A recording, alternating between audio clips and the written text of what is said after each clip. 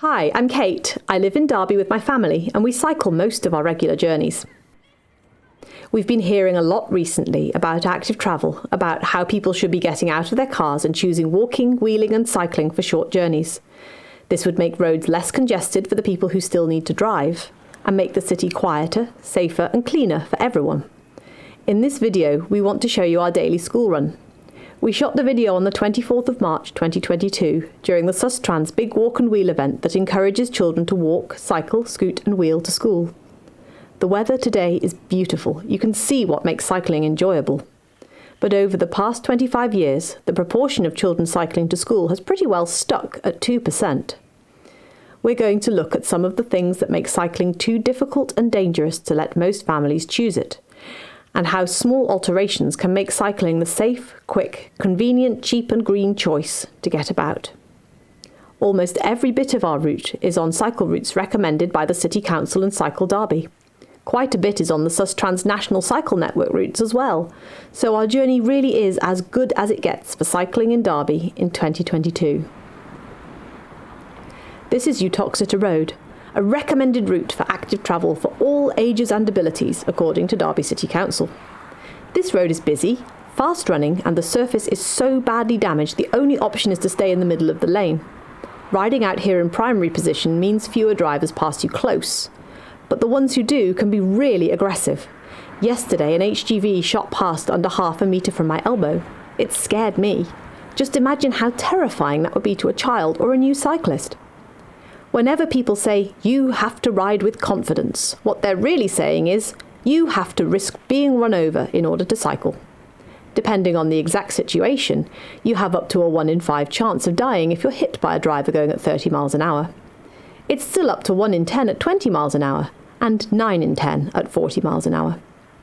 We don't ask people to take those kinds of risks at work or school. But we're so used to taking huge safety risks to get about that we just accept it and assume other people should do the same. On holidays, people often go to places where car speeds are low, like caravan parks or centre parks, somewhere the kids can play outside without risk of being run over. Why are we not demanding that same experience where we live?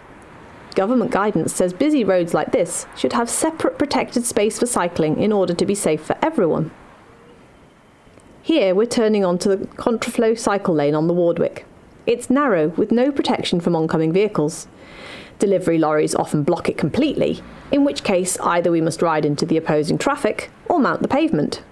If we're serious about making cycling feel safe for everyone, parents need room to ride beside children, especially where there are vehicles.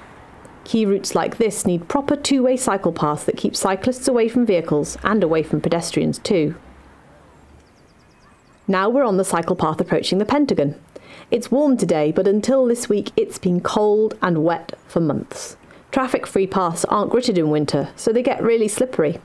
We need good traffic-free paths like this gritted and cleared in winter, just like streets are, so people can use them whatever the weather. When I drive this school run, I usually have to stop at 1 traffic light each way on the Pentagon Roundabout. Cycling or walking, there are 6 toucan crossings. You can see how long waits for lights can put people off walking, wheeling and cycling, especially in bad weather. We need crossings to usually change as soon as a pedestrian or cyclist has pushed the button. Approaching Mansfield Road at Chester Green, we go onto the pavement. There's a cycle lane just across the road, but no drop curb access, so I couldn't get up there even if there were a safe way over the road, which there isn't. The visibility is poor and the cars are going so fast that every time I've tried to turn right onto the road like we're supposed to, we've nearly been hit. Instead, we follow former Home Office Minister Paul Boateng's guidance that it's okay to ride carefully on the pavement if the road is unsafe. It's not great, but the other option is not cycling at all. We hear there's not enough money to make these changes for safer active travel. But there's £250 million earmarked for roadworks on the A38 and another £50 million for a single junction on the A50. Just think how amazing Derby's walking and cycling routes could be and how much congestion could be reduced for drivers if that £300 million was spent on active travel, on making drop curbs and safe crossings in the right places, on making safe cycle lanes, on cheap stuff like better signs and markings. The entire active travel budget for England only went above £300 million last year. Here we are on the Riverside Path under the Duke Street Bridge. This bit is so pretty, like something on a rural canal path. It just doesn't feel appropriate on a major national cycle network route in a city centre.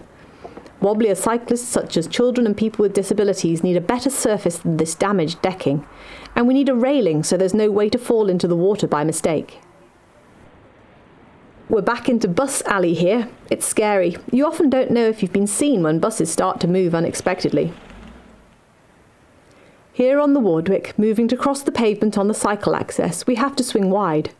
The close parking space, narrow drop curb and tight bollards makes getting off the road safely without getting in the way of pedestrians hard.